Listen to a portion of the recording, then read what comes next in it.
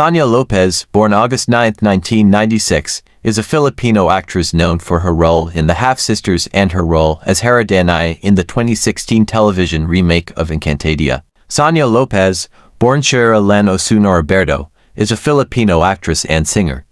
She was raised in Malolos, Bulacan, and dedicated her performance to German Marino and her father.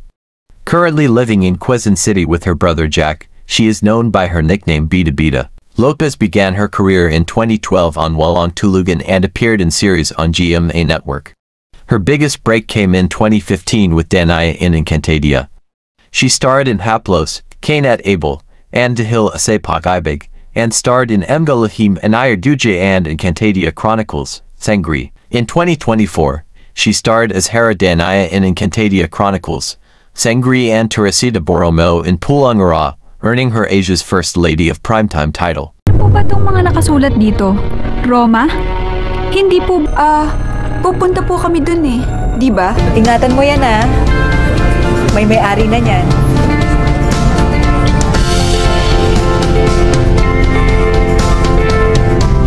Oo. Shit, tatay ko yun din eh. Bigla na sumulpot si Gago. Sige na, Mama Charlene, hintayin ako ng guest ko eh. Fine, you can share a table. Pero, usapan ha, kanya-kanya. Oo. Si Brady ang ama.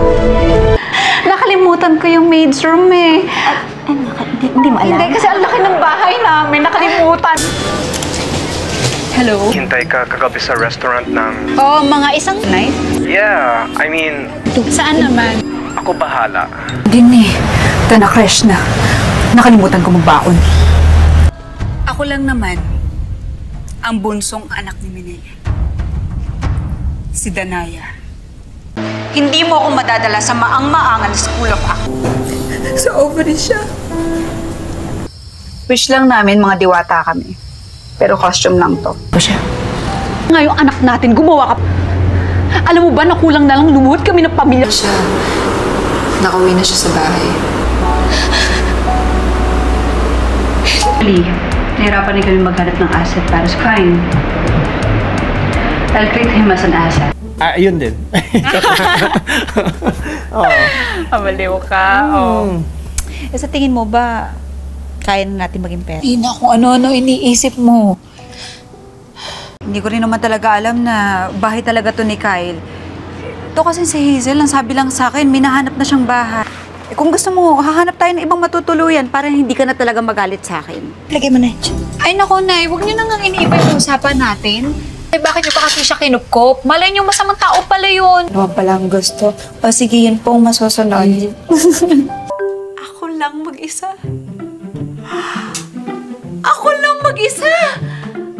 Ikaw no, hindi yung basta-basta papatol kung kani-kanino. Dali lang ako, may mamalasin man dito. Yung kapatid ko yun. Eh, ba't ang ka ng makapangyarihang mangkukulam? Deal ang inyong mga online bashers. Ang life-changing experience. Ito naman ang gagamitin ko sa'yo. Para lumago ka. Pangalawa sa magkakapatid. Ang inaatupag mo, dapat kasi sanayin mo na yung kapatid.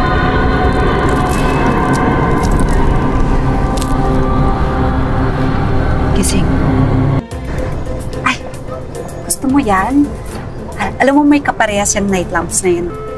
Na ang lahat daw ng gagamit niya pwedeng makita sa panaginip. Seryoso nga ako.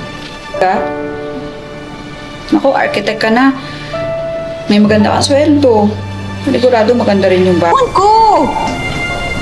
Sorry. Hindi ko nga alam. Miss na miss ko na nga yung anak ko eh.